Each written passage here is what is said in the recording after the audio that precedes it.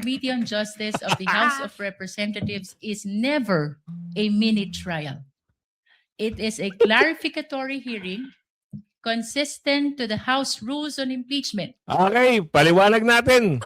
Baka nagkakamali kayo. Mini trial ho ang ginawa nyo kay BP Sara. Bakit? Pinasupena nyo yung AMLA. Pinasupena nyo yung BIR box. Buti na lang, hindi natuloy. Nilabas nyo yung salain ni BP Sara. Diba? Kumuha kayo ng mga testigo na kahit nasa bilanggo, inilabas nyo. Testified to yesterday. But after that first question, so that means yes. The defense said yes. Oh, To his tapos? question, did you believe to that right away, to that affidavit? The position of the witness, Your Honor, is no. Short Because- rejoinder, Your Honor. Actually, asked and and answered by the witness. That is his response, counsel for respondent, to your question. Yeah. Move on, counsel. Yes, Your Honor. A subpoena to Las Cañas and verifying it with him.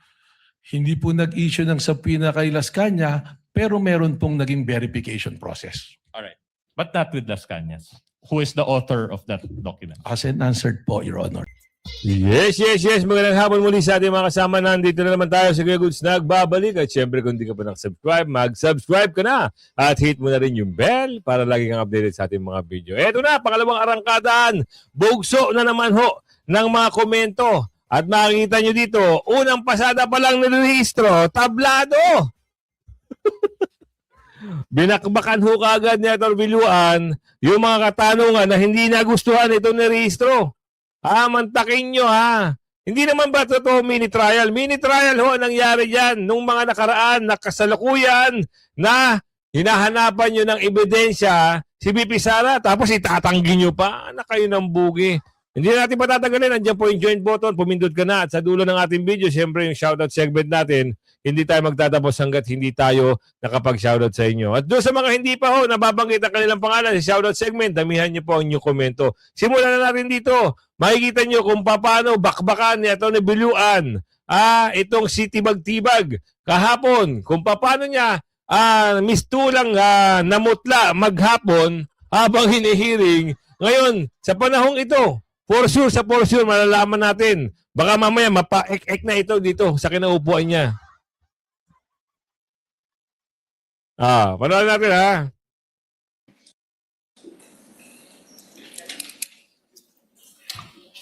Yan na siya,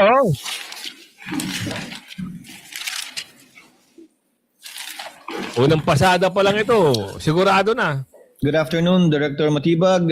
You shall continue with your testimony, specifically the cross-examination of counsel for respondent, and shall be testifying under the same oath yesterday. Do you understand that, sir? Yes, Your Honor. Thank you, sir. Good afternoon, and counsel for respondent may proceed when you're ready, sir. Your Honor, considering the interpellations yesterday by the Chismoso, senator nasa judges likod. and to give time also for more interpellations today, if any, we'll just go over several cross points, Your Honor. You may proceed, sir. And as instructed by the chair yesterday, the interjections and interventions of senator judges shall be after the cross, redirect, and recross, if any. You may proceed, sir. Good afternoon again, Director Matibag. Good afternoon, sir. Galang Director Matibag, in relation to Article 4 of this Articles of Impeachment, you were likewise subpoenaed by the House Committee on Justice to attend its mini trial, correct? Yes, sir. Was it a subpoena Objection, Your Honor. as an answer, Your Honor? Asked and answered. Umuo ka agad si Matibag, Aminado na mini trial na nangyari. Kaya yung babae, nag-object agad. Unang arangkada pa lang, supalpal na. Yan. Sabi ko sa inyo abogado. 26 na abogado Pero sa bunganga, nauhuli ang isda. Aminado na mini trial yung ginawa ng mga congressman. Yung mga drop-drops dyan. Yung mga maleta gangers. Tuloy. Was it a subpoena ad testificandum or duces tecum or both?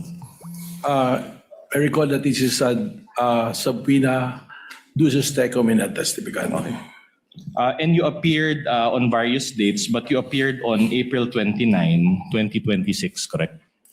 April 29, yes, sir. All right.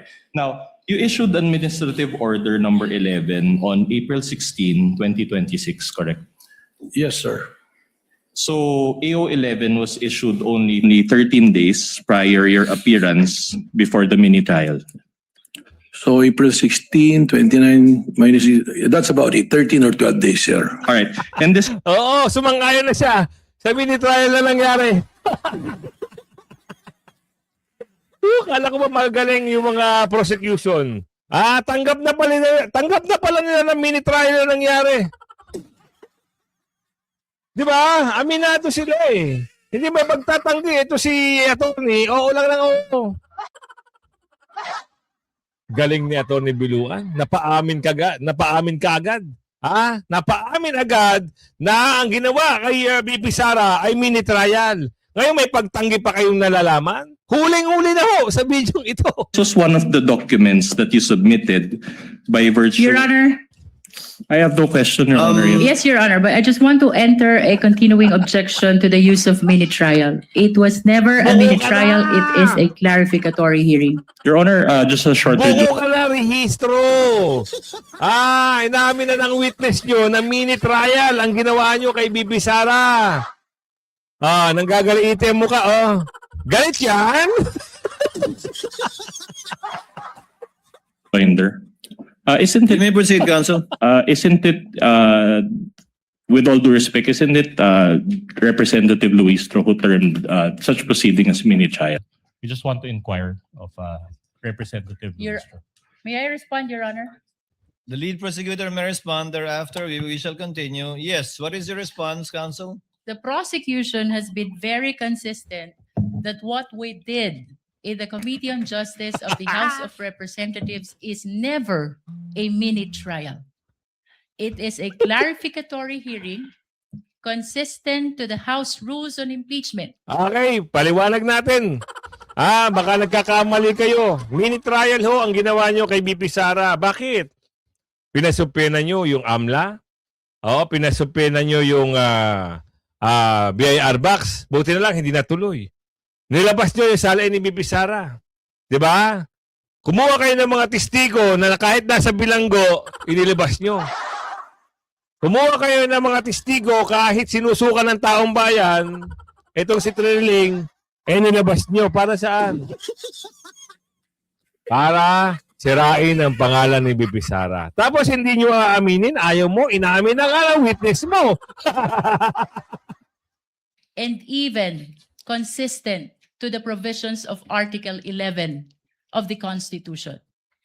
The continuing objection of counsel, lead prosecutor, is duly noted in regard to the line and words used by counsel for respondent. Counsel for respondent may proceed. Hindi na mabubura yun. Recorded na yun. Tsaka kahit itanggi ng prosecutor, then itong si Rehistro, yung witness ho ang tinatanong dyan, hindi siya. Kaya wala na hong pagtanggi at wala na hong maraming kwento. Mini-trial ang ginawa nyo kay BP Sara. Tapos. All right. So going back, this was one of the documents that you submitted by virtue of the subpoena duces tecum, correct? AO number 11. Yes.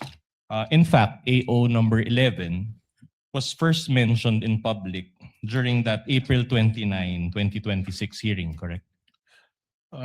In that hearing, yes, but I cannot recall if what's been made public before. Alright. But you mentioned it in that hearing. I think it was mentioned, Alright. yes, sir. Now, AO 11 pertains to the creation of a special task force. Is it not? Yes, sir. All right. And according to the whereas clause, and I will read it and I quote it. It says threats to the life of the president constitute a grave offense with far-reaching implications on national stability, public safety, and the continuity of government. Do you confirm this? Your Honor, Sir, may may I we- request for a copy of Yes, the please. document so that I can examine it? Huwag ka na ngayon magpalusot, Rehistro. Bukayo na kayo. Di ba? Nag-meeting kayo bago ka umaten. Bago nyo patinin ito si Director. Miniting nyo muna. Nahuli kagad kayo eh. Huli kayo ni Atty. Biluan. Oo, ngayon. Kandaigit kayo ngayon. Paano kayo ngayon sasagot? Huling-huli na kayo dito. Mini trial, di ba? Ngayon, notes na naman. Kailangan nyo ng notes. Well, Thank may you. I ask my co-counsel, Your Honor, to provide Director Assisting Matibag counsel with for a- respondent may approach. Likewise, assisting counsel for the prosecutor may approach the witness. Yes, sir. All right. My question is this. Are threats to the life of the Vice President constitute a grave offense with far-reaching implications on national stability, public safety, and the continuity of government? Your Honor, objection, please. Kailan naman si objection, no? Tuloy! Is the Ground, Your ground Honor. for the objection? The question of the defense is speculative. Overruled. Witness may answer. Buti The nga. threat to the president and all other high government officials like the Senate President, the Chief Justice, the Speaker of the House, or any other officers is a threat to the national security and threat to public safety. All right, very well. Now, did you create a special task force to investigate on the threats to the life of VP Sara? There Yan. was none to my recollection. Yan ang problema eh. 'Di ba? Ang pinapanigan nyo lang yung amo nyo. Hindi nyo inimbestigahan yung threat naman ni papunta kay VP Sara. Kaya nga siya nagkaganyan eh, 'di ba? Dahil meron threat sa kanya. Hindi nyo naman pinansin. Paano papansinin eh? Sino ba amo nila? 'Di ba? Tama. So, let us recall the interview of Dempsey Reyes of the Philippine Daily Inquirer. This is part, Your Honor, of Annex G9 of the Articles of Impeachment. And please direct your attention to paragraph 13 of the minutes of the meeting and allow me to read. Number 13, are you aware of the threats? Your Honor, please, may we confront the witness with the document? Very well, Your Honor. We will provide the Assisting- hard copy and we will display also or flash on the screen a soft copy of such document. Assisting counsel for both parties may approach the bench and confront the witness with a copy of the document that the counsel for the respondent is referring to. Kindly proceed, counsel. All right. It says paragraph 13 or question and answer number 13.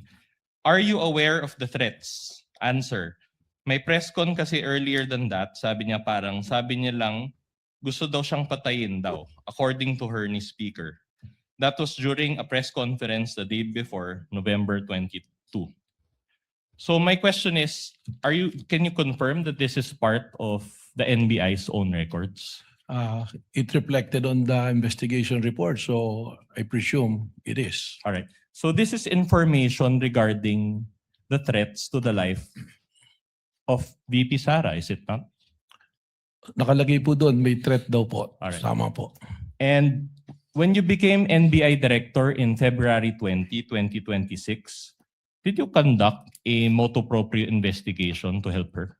Wala. Hindi yan. Wala sagot yan. No. Bakit?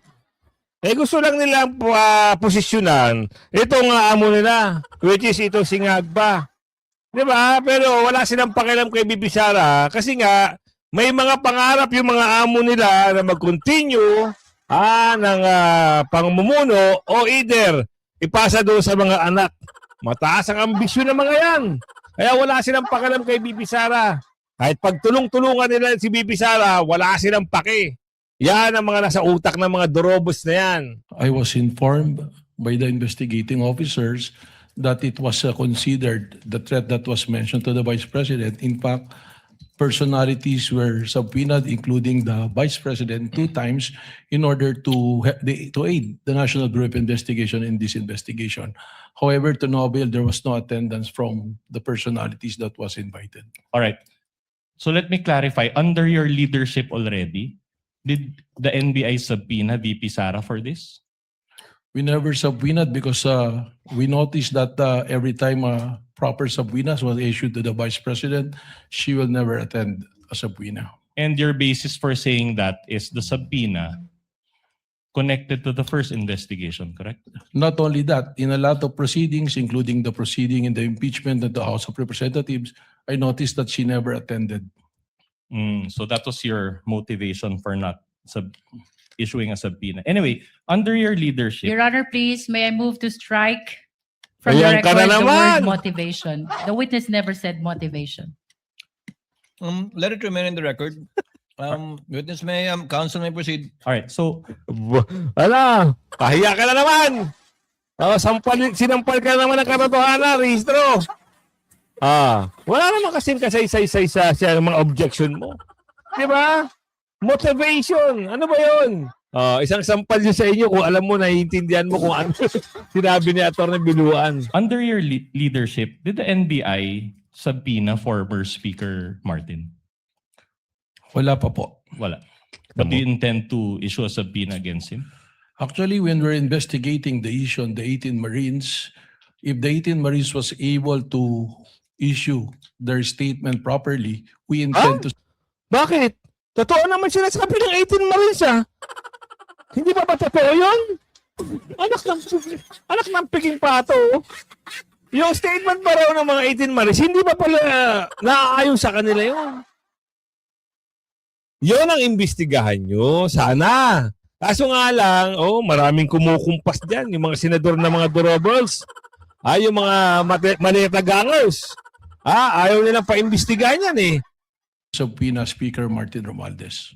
Okay. So under your leadership, did the NBI subpoena those who were present during that November 22 press con? There are some personalities that were subpoenaed. In fact, I noticed that you have presented the subpoena yesterday. Yeah, but isn't it that those subpoenas were under the leadership of Director Santiago? Well, as to the investigation of at that time, it was already been the subject of a resolution pending before the Department of Justice. So in other words, insofar as the alleged threats to the president, there is an ongoing investigation. But in terms of the alleged threats against the vice president, there's no ongoing investigation. Because there is a big difference, Your Honor. Buko na ha.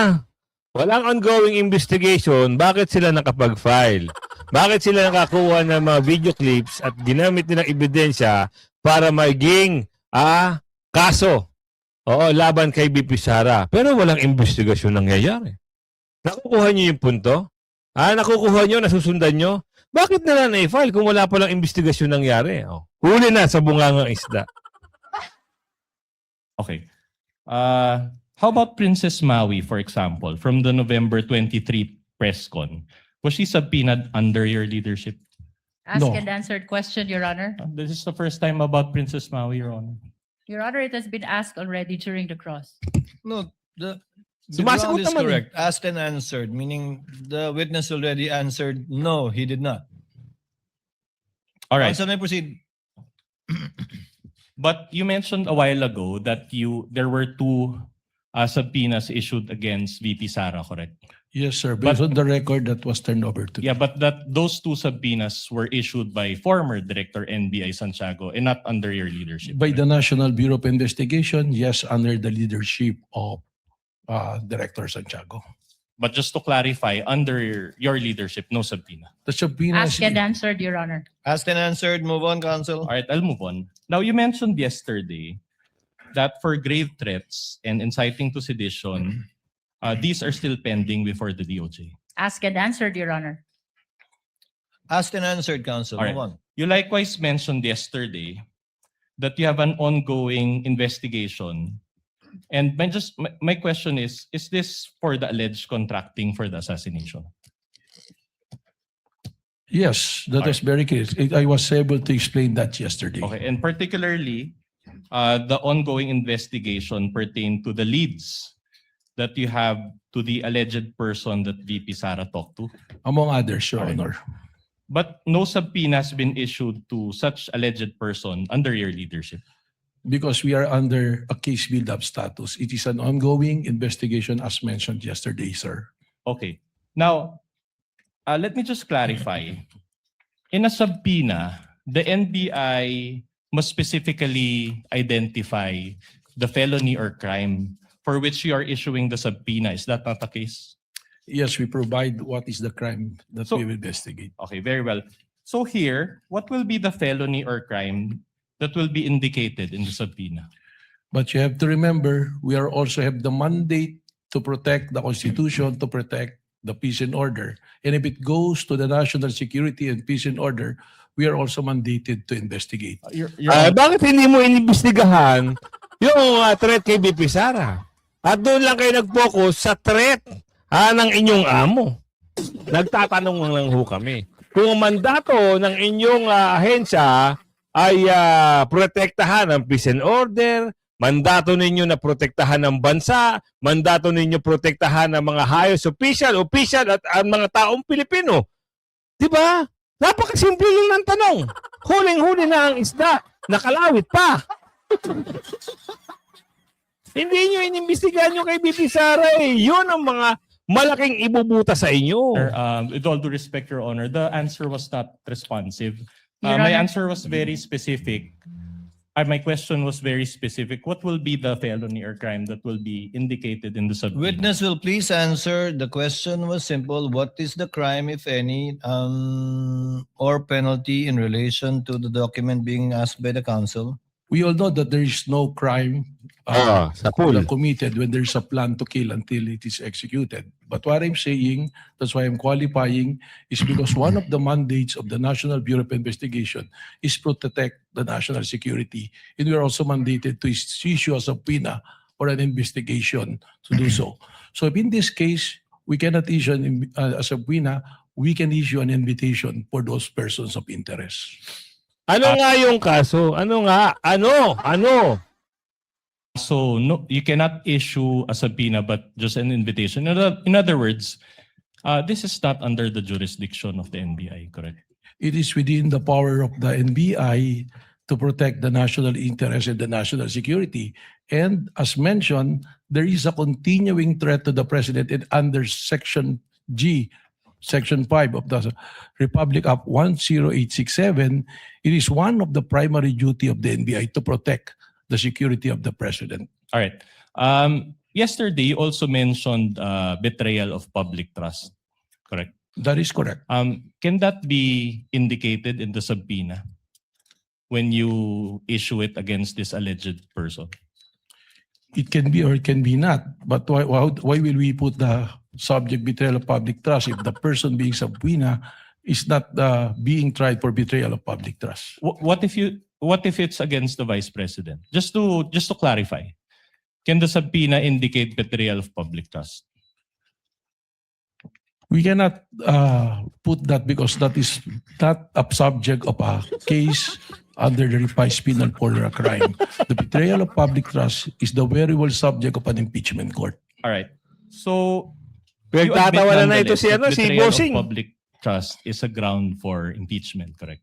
That is correct. I think it's in the Constitution. And are you saying that once you reach your findings, because we're all waiting for that, is it correct to say that you will file another impeachment case against VP Sara?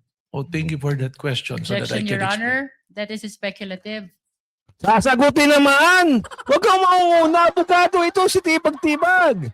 Di ba? Nagtatanong kaya nga cross-examination eh. Kayo naman, no? Kung meron kayong matinding fireworks, alam naman quitis lang yan. Oo, hindi yan matinding fireworks. Kaya nga tingnan nyo, namumutla na ang bossing nyo. Dahil sa simpleng abogado, akala nyo simple lang, pero ito pala yung matindi. Nakitibag kay matibag. Di ba? Pwede na itong kuning political lawyer. Itong si Atty. Biluan. I think the witness is competent enough Oh, to kita nyo? thank the counsel for his question. I'm interested to hear what the witness will also Tama. answer. Thank you, Mr. Presiding Officer. The betrayal of public trust as the issue in the impeachment court, we don't need to investigate even if we pinpointed the person contracted. Because the point being is the betrayal of public trust was already been consummated when she publicly admitted, there is already an admission that she contracted Walang publicly admitted. Wala hong inadmit si BP Sara. Lahat yun Q&A. Di ba? Hindi nyo nakukuha kung ano yung video eh. 2 minutes video lang ang pinakita nyo eh. Di ba? 2 minutes video ang pinakita nila. Tapos yun na ginawa nilang case. Oo. Ang masakla pa dito, ngayon, sinasabi nila na wala pa raw talaga o ongoing pa lang yung kanilang investigasyon patungkol dito sa taong inarkila o hinar ni BP Sara. Ngayon, ano ang kalalabasan nito? Hanggang ngayon, kahapon pa namin hinihintay yung matindi yung isasabihin kung sino yung tao na yun, wala ho kami makuha eh. Diba? Zero knowledge kami. Tapos ngayon, ito sasabihin nyo. Baka mamaya yan, matapos na naman ang hearing na yan, yung sinasabi nyo na kinontrata, wala pa rin. Killer, ang mamamatay tao or assassin to kill the president. Nako. And that itself is already an admission. At sinabi pa niya, pumayag na yung kinausap kong mamamatay tao. That constitutes betrayal of public Hina ang trust. Why? bossing nyo. Because the oath of office of the president, sabi niya, she will execute the law and do justice to every man. So, pag nagbalak kang pumatay at ginawa mo yan, that is no justice to every man. It's not execute the law. Execute the president yung gusto mong gawin dyan. Your Honor, with all due respect, Your Honor, I know that NBI Director took pains in explaining his answer, but his answer already contains conclusions of fact and law. Tama. May we ask Your Honor? May I respond, Your Honor? I'm not yet done. In keeping, Your Honor, with this Paul court's pala naman si ruling Rizzo. last week, may we ask Your Honor that it be stricken off the record, Your Honor. My answer was pretty simple. And it is Counsel not for responsive. the lead prosecutor. My question was pretty simple. Sorry. Your Honor, ang depensa po ang nagtanong kung mapapatunayan na nag-commit ng betrayal of public trust, kung sasampahan pa ng impeachment ulit at sinasagot lamang po ng testigo, Can we get- consummated na ang betrayal of public trust dahil may kausap ng tao Ha? na pumayag na to execute the President, the First Lady, and the former Speaker. Naiintindihan nyo ba Mr. yung President. sinasabi nyo? Naiintindihan nyo ba kung ano nilalaman ng video? Naiintindihan nyo ba kung ano yung ginagawa nyo kay BP Sara? Taong bayan ho, alam na alam. Iyan ay isang political assassination, political strategy, political attack para hindi makatakbo sa 2028 si BP Sara at para malaya na naman ang pagnanakaw sa kaban ng bayan. Tama? Tama, di ba? Kaya ngayon, nagtutulong-tulong at ikaw yung unang pinakita doon na kayo-kayo ng 257 na kongresista ay pumirma para maisampa ang impeachment trial o impeachment case laban kay BP Sara. Tama? Ngayon, magdadakdak kayo dyan kung sakasakali na may betrayal of public trust, kakasuhan uli ba si BP Sara? Yan na naman talaga ang gusto nyo, di ba? Wala na kayo ibang hiling. Oo, pero pag natapos itong problema na ito na kay BP Sara, alam naman natin lahat ng ito. Sa botohan din magtatapos. Yung ganito mga kwentuhan, sarsuela, circus dito sa trial na ito, paninira na yan. Kaya meron na hong, alam nyo, may nagsabi na nga sa atin eh. Ito ho, meron na ho itong, meron na itong endgame. Oo. Ang endgame nito, paldo. Paldo sila sa bawat hearing. The ground for our motion, Your Honor. Can we get the ruling, Your The Honor? motion to strike off is denied. Let the answer of the witness remain in the records. That was his answer, counsel. However, interpretative it may seem with respect to the law, since the witness was qualified yesterday as not only being the NBI director, but also engaged in the legal profession for decades and is in fact a former law dean. Let that remain in the records for the consideration of the senator judges. You may proceed, counsel. All right. My question is this. Are you conducting your ongoing investigation to substantiate this current impeachment case? Again, sinabi ko na po, kung ang pagbabasihan is betrayal of public trust, nandoon na po. Bakit po namin hinahanap A yung simple- kinausap na papatay? With all due respect, Detector, simple yes or no will do. Hindi po, dahil sinabi ko na Alright. nga, Can you rephrase your question, Counsel? So are you conducting the ongoing investigation to substantiate this current impeachment case? no need to substantiate because it's already been established. All right. So Now, the answer, Okay. Director Matibag, so the answer is you are not investigating anything in connection with the current ongoing impeachment case.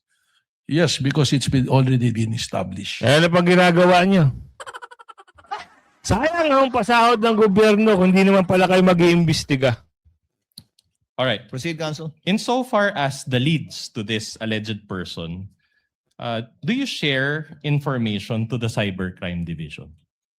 Kasama po ang Cybercrime Division sa aming pong committee. Kaya kung ano po yung mga findings na nandoon, kasama po sila kung sila po ang pumunta. Subalit, kung ito po ay meron pong level of security na hindi naman kailangang malaman ng Cybercrime Division, hindi po namin ito Na talagang wala na. Uminit na ulo ni Rehistro. Grabe oh. Ibang klase na ho ang level ni Rehistro ah. Supal-pal kasi lagi eh. Oo, kaya ito, meron na naman banat. But at you are at liberty to disclose who searched for that Las Cañas document. Ito nga po, yung pong dokumento, we got hold of it. Sabi nga po natin, meron po kami mga tinatawag na amin pong mga informants at mga source. It was provided to us. Hmm.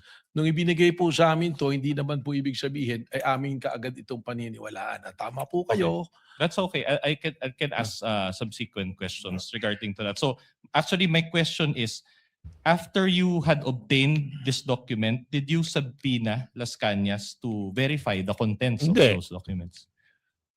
Hindi po. Sa record is nowhere to be found. That's enough. So without verification, you decided to believe. That's enough. Oh, kita nyo na. That's enough. Ha? Dahil wala rin naman. Wala rin sila matinong sasagot dyan. Tama. Barubalin mo, Atty. Biluan. Barubalin mo na. The contents of the document that you obtained? Again, ibabalik ko po ron sa 5 nating factors. Isinama lamang namin po ito, isa dun sa mga factors na sinasabi po natin, yung pattern of violence na tinatawag. At doon po, doon sa paragraph 270, sinasabi nga po na may kinalaman sa extrajudicial killing si dating Mayor Sara Duterte at in fact, sabi pa nga niya, huwag yun ang barilin, kidnapin nyo na lang. Pero bago po kami dumating doon sa punto na gamitin yun, tingnan po namin yan. Alright. Sorry to interrupt you. So the short answer to my question is yes. Pakiulit po yung Alright. tanong ninyo. The question is, did you decide to believe the contents of the document without verifying it with Las Cañas? Yun nga po yung sagot po. Opo, hindi Yes. kaagad. Kaya po ikinikwento ko nga kung Wala paano po namin kwento. nagamit yun. Alright. So hindi po kaagad namin pinaniwala. Okay. Your Honor, may I just manifest that the defense is actually misleading already the witness. He kept on raising the question, did you believe right away? When as a matter of fact, the witness is Your explaining. Honor, Tama I na! never meant sorry. Counsel, Recall- kindly let the lead prosecutor finish. The witness has been saying that he did a lot of things after receiving the affidavit of Las Cañas to the extent of going over the 5 factors Ano yung mga things na yon na ginawa? Meron? Sige, sabihin mo ngayon. that he testified to yesterday. But after that first question, so that means yes. The defense said yes. Oh, To his tapos? question, did you believe to that right away, to that affidavit? The position of the witness, Your Honor, is no. Short Because- rejoinder, Your Honor. Actually asked and and answered by the witness. That is his response, Counsel for Respondent, to your question. Yeah. Move on, Counsel. Yes, Your Honor. We are satisfied with that answer. But another follow-up question. So without verifying it, sorry. That's misleading, Your Honor. Bakit na naman? Kala ko napakagaling nito si Rehistro. Simple lang si Atty. Biluan. Napakasimple lang magtanong. Si Rehistro nang gigigil na ho. Tumutulo na ata. Finish the question, Counsel. just on What the is the point- pleasure of Senator Judge Cayetano? Just on your ruling, may be clarified because the question was, pinaniniwalaan mo ba? Ang sagot niya, hindi ka agad. So counsel was asking for yes or no. I just want to be clarified. Hindi pinaniniwalaan agad, does that mean afterwards pinaniniwalaan mo na or never mo pinaniniwalaan? Just so that the record... Clarification to, ha? Just that clarification. Thank you, Senator Judge Cayetano. Alan. Witness will please answer. Yes, Your Honor. Kaya ko nga po ikinikwento yung buong pangyayari para po makita kung paano po kami dumating dun sa punto na ginamit po doon sa pattern of violence yung pong affidavit na ito. So, liwanagin ko po Director Matibag. Opo. Hindi nyo agad pinaniwalaan nung simula, pinadaan nyo rin sa inyong SOP sa investigasyon, kalaunan, pinaniwalaan na ninyo at sa ngayon, pinapaniwalaan po ninyo yung nakasaad dun sa dokumentong yun. Kalaunan po, ito ay ginamit na namin na isa sa basehan po doon sa pattern of violence pagkatapos po namin idaan sa proseso po. So pinaniwalaan nyo na, Sa ngay- pinanghawakan nyo na, kumbaga. Sa ngayon po, tama po, Your Honor. Okay. And pinapaniwalaan yun without issuing a subpoena to Las Cañas and clarifying the matter with him. Sa pool. Asked and answered, Your Honor. It's a different question, Your Honor. We're already at this point. Witness may answer. Pakiulit po. So you mentioned na pinapaniwalaan niyo na siya ngayon as clarified by the chair. So are you saying that pinapaliwanaan niyo na ngayon without issuing a subpoena to Las Cañas and verifying it with him? Hindi po nag-issue ng subpoena kay Las Cañas, pero meron pong naging verification process. All right. But not with Las Cañas. Who is the author of that document? As and answered po, Your Honor. The presiding officer would like to remind the witness to kindly avoid making a ruling for and behalf of the presiding officer. Pasensya na po, Your Honor. But the gentleman would have been correct. The presiding officer would have said the same thing. Thank you for saving me the trouble. But try to avoid that, Director Matibag. Sorry po, Your Honor. All right. Thank you. Napikon si Matibag. Gusto niyo ulitin? Ha? Gusto niyo ulitin? Yung tanong, ulitin natin. So na pinapaniwalaan niyo na siya ngayon as clarified by the chair. So are you saying that pinapaliwanaan niyo na ngayon without issuing a subpoena to Las Cañas and verifying it with him? Hindi po nag-issue ng subpoena kay Las Cañas, pero meron pong naging verification process. All right. But not with Las Cañas. Who is the author of that document? As and answered po, Your Honor. The presiding officer would like to remind the Yan kung umabot kayo sa video natin ito, ako naman ho'y maglalambing ha. Dito tayo shoutout segment natin. Oo. Like and share yung video natin, talagang patindi ng patindi. Habang nakikita at napapanood natin itong si Atty. Biluan, lalo tayo na-excite. Bakit? Kasi napakagaling naman ho talaga ng bata pa ito, pero pwede na hong i-back doon sa mga matitinding abogado. Kita mo si Registros, lagi si palpal. Shoutout kay Mama Avelina Hosmilio, shoutout po. Lydia Verolio, shoutout po. Elisa Hitman Mercado, shoutout Ma'am. Wacho Cortez, shoutout po sa iyo. Pelayo Lex, shoutout po sa iyo. Nelo Street Clary Lit TV, shoutout po sa iyo. Daisy Llamas, shoutout po sa iyo. Merly Hine, shoutout po sa iyo. Lynn Taro, shoutout po sa iyo. Julius Roldan, shoutout po sa iyo. Hemelen De Pedro, shoutout po sa iyo. Joseph Di Maling, shoutout po sa iyo. Gary Ikubuan, shoutout po sa iyo. Vin Mark Gonzalez, Enriquez Regadios, Rebecca Torres, shoutout po sa inyo. Marilyn Reyes, Project Garage, Carlo Jimena, Noel Bitanggol, shoutout po sa iyo. Noel, Arlene Anita, Kyle Nieras, Maria Nilda, shoutout po sa inyo muli. Sedi, yun, nakita ko na naman si pangalang Sedi. Aubrey James, Walter Lee Kunanan, si Ma'am Lee, si Sir Lee, nakita ko na naman. Sagbot, yun, nandito na, nagsisibali ka na yung mga subscriber natin, Trixie Joy Luke Chavez, Rosette Jose, Frofed, Virgilio Simpao, Ruel Cajes, Arthur Mabulay, Dante Ripaha, Marlon Valle, Julie Chua, shout out po sa inyo muli. Hanggang sa muli. Rio Becca, Noligalo Mix Vlog, Ma'am Malu, Survivor Mix Vlog, Junel Alastra, Glenda Balagan, Dalfi, Dika Sugas. Yan, shout out po sa inyo. Hanggang sa muli ho, pakilagay share ang video at huwag nyo kalimutan, subscribe at panoorin nyo si Mang Banat. Bye-bye!